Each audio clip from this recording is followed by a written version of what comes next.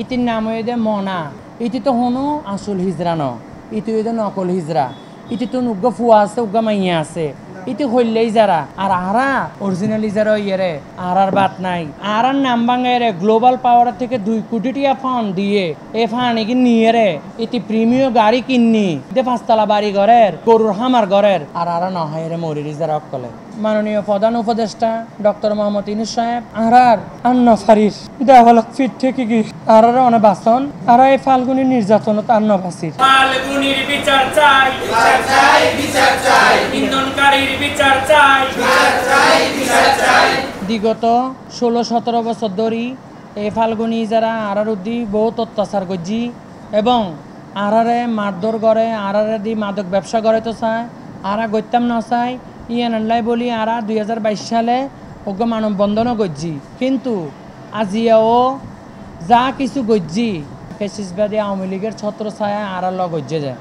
এখন তো আওয়ামী লীগ নাই এখন হার ছত্র ছায়া ঘরের ফাল্গুনি যারা কিন ইতি ফেসিসবাদী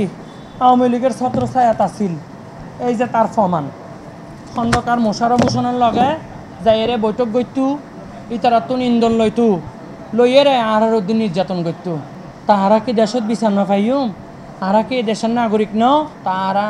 বাংলাদেশের নাগরিকের হাতে এবং প্রশাসনের হাতে উগ্র হতায় হইম দ্রুততম এই ফাল্গুনিরে আইনের আওতায় আনাও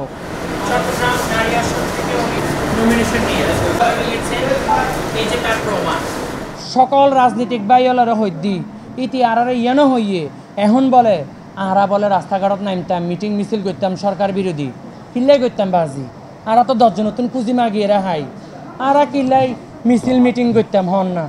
জামাতের বিরুদ্ধে এনসিপির বিরুদ্ধে বিএনপির বিরুদ্ধে কিল্লাই